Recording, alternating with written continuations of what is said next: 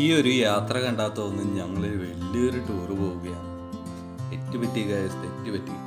Welcome to Mallu ട്രാവലിംഗ്സ്.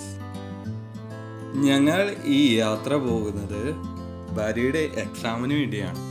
PG college എന്ന government കോളേജിലേക്കാണ് ഞങ്ങൾ പോകുന്നത്. ഇത് ഗവൺമെൻറ് കോളേജാണ്. ഈ പരിസരത്ത് ഏറ്റവും വലിയൊരു കോളേജുകളിലെ ഒരു കോളേജാണ് ഈ PG കോളേജ്. ഇവിടെയാണ് സെൻറ്റർ കിട്ടിയിരിക്കുന്നത്. ഇഷ്ടം പോലെ കുട്ടികൾ പരീക്ഷ എഴുതാനായിട്ട് ഇവിടെ വന്നിട്ടുണ്ട്. ഡിസ്റ്റൻ്റ് എഡ്യൂക്കേഷനും അതുപോലെ ഗവൺമെൻറ്റിൻ്റെയും അങ്ങനെ പല എക്സാമുകളുടെയും ഇവിടെ ഇഷ്ടം പോലെ ഡിപ്പാർട്ട്മെൻറ്റുകളുണ്ട്. വലിയൊരു കോളേജാണ്. അകത്തൊക്കെ പുറത്തുനിന്ന് നോക്കിയാൽ പഴയൊരു കോളേജ് പോലെ തോന്നുമെങ്കിലും ഉള്ളിൽ ഇഷ്ടം പോലെ വിശാലമായി കിടക്കുകയാണ് കോളേജ്. അങ്ങനെ എക്സാമിന് വേണ്ടി ഭാര്യയെ ഞാൻ അങ്ങോട്ട് വിട്ടു. 11 മണി തൊട്ട് 2 മണി വരെ എന്നാണ് അവൾ എന്നോട് പറഞ്ഞത് എക്സാം ടൈം. എന്നോട് അവൾ ഇങ്ങനെ പറഞ്ഞു, അവിടെ സൈഡിൽ എവിടെയെങ്കിലും ഇരുന്ന് മൊബൈലോ എന്താണെന്ന് വെച്ചാൽ വാച്ച് ചെയ്തോളാൻ പറഞ്ഞു. ഞാനൊന്നും നോക്കിയില്ല. മൊബൈൽ പോക്കറ്റിൽ വെച്ചിട്ട് നേരെ കോളേജിന് മുന്നിലോട്ട് പോയി വീഡിയോ എടുക്കാൻ തുടങ്ങി. വലിയൊരു ടാസ്ക്കാണ് ഇത്രയും വലിയൊരു ഭൂപ്രദേശം വീഡിയോയിൽ ഉൾപ്പെടുത്തുക എന്നത്. എന്നാലും പരമാവധി ഞാൻ വീഡിയോയിൽ ഉൾപ്പെടുത്താനായിട്ട് ശ്രമിച്ചിട്ടുണ്ട്. സംഗതി പുറത്തുനിന്ന് നോക്കിയാൽ ചെറുതുപോലെ തോന്നുമെങ്കിലും കുറേ ഡിപ്പാർട്ട്മെൻറ്റുകൾ ഉള്ളതുകൊണ്ട് പരമാവധി വീഡിയോയിൽ ഉൾപ്പെടുത്താനായിട്ട് ശ്രമിച്ചിട്ടുണ്ട്. പിന്നെ കോളേജിലേക്ക് വന്ന് കയറുമ്പോൾ തന്നെ കണ്ടത് ഇഷ്ടം പോലെ പിള്ളേർ കോളേജിലേക്ക് പരീക്ഷ എഴുതാൻ പോകുന്നതാണ്. ഇത് കണ്ടപ്പോൾ തന്നെ എൻ്റെ കണ്ണ് തള്ളിപ്പോയി. എന്നാലും കുഴപ്പമില്ല, ഭാര്യ എക്സാമിന് വേണ്ടി വിട്ടു. എക്സാമൊക്കെ കഴിഞ്ഞപ്പോൾ അവൾ പറഞ്ഞത് എളുപ്പമുണ്ടായിരുന്നു എന്നാണ്. ദൈവത്തിന് അറിയാം ജയിക്കുകയോ തോൽക്കുകയോ എന്നുള്ളത്. എന്നാലും കുഴപ്പമില്ല. അങ്ങനെ കോളേജിലത്തെ പരിപാടികളൊക്കെയാണ് തീർത്തു. അത് കഴിഞ്ഞിട്ട് ഞങ്ങൾ പോയത് സർപ്രൈസ് വിസിറ്റുമായി പോയത് ഞങ്ങൾ എനിക്കായുടെ വീട്ടിലേക്കാണ്. ഇത് എൻ്റെ വൈഫിൻ്റെ ഫ്രണ്ടിൻ്റെ വീടാണ് കേട്ടോ. അവിടെ ഒരു കുഞ്ഞു വാവയുണ്ട്. കുഞ്ഞു വാവ വളരെ ഹാപ്പിയായി ഞങ്ങളെ കണ്ടപ്പോൾ. പിന്നെ എനിക്കും അവളുടെ അമ്മയും അവളുടെ അപ്പച്ചനും ഭയങ്കര ഹാപ്പിയായി. പിന്നെ ഞാൻ എൻ്റെ പണി തുടങ്ങി. ഉണ്ണിയും കളിപ്പിച്ച് അവിടെ കുത്തിയിരുന്നു. ഉണ്ണിയാണെങ്കിൽ ഭയങ്കര ഹാപ്പി. നൂറെന്നാണ് ഉണ്ണിയുടെ പേര്. ഇത് കഴിഞ്ഞ് എങ്ങോട്ട് പോകുന്ന ആലോചിക്കുമ്പോഴാണ് ഷഹീദ് പാർക്ക് എന്നൊരു ഓപ്ഷൻ ഞങ്ങളുടെ മുന്നിലേക്ക് വന്നത്. പിന്നെ ഒന്നും നോക്കിയില്ല, ഭാര്യയുടെ കൂട്ടുകാരിയായ ഭാരതിയെയും കൂട്ടി ഞങ്ങൾ ഷഹീദ് പാർക്കിലേക്ക് പോയി. വളരെ വിസ്താരമായ ഗ്യാപ്പാണ് ഇവിടെ വണ്ടി പാർക്ക് ചെയ്യാനായിട്ട് കിട്ടിയത് ഞങ്ങൾക്ക്. അങ്ങനെ ഞങ്ങൾ ഞങ്ങളുടെ യാത്ര തുടങ്ങി. ഒരു 4 മണി 5 മണിയായി ഞങ്ങൾ അവിടെ എത്തിയപ്പോൾ.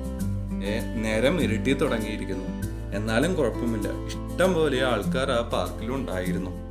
പോകുന്ന ട്രെയിൻ കണ്ടോ? ആ ട്രെയിൻ ബൈക്കിലാണ് ആ ട്രെയിൻ കണക്ട് ചെയ്തിരിക്കുന്നത്. എന്നാലും അതിലിരിക്കുന്ന ആൾക്കാരെല്ലാം എൻജോയ് ചെയ്യുന്നുണ്ട്. ഒരുപാട് പേരെ ഞങ്ങൾ ആ പാർക്കിൽ കണ്ടു.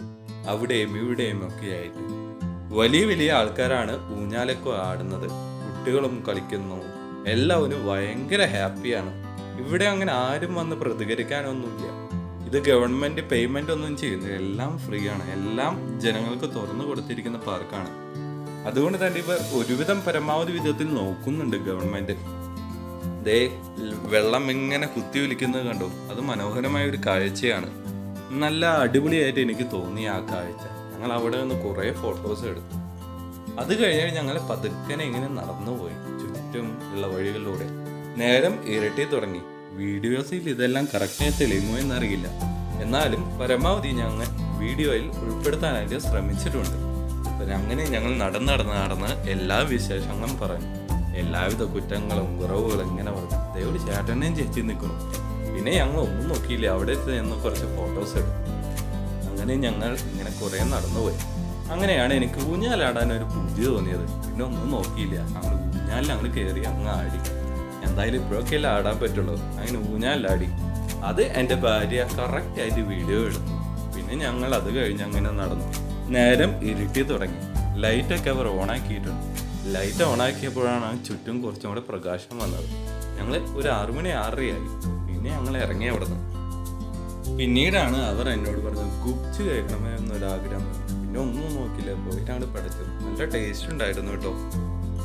അത് കഴിഞ്ഞിട്ട് ഞങ്ങൾ റാവു മാഡത്തിൻ്റെ വീട്ടിലേക്കാണ് പോയത്.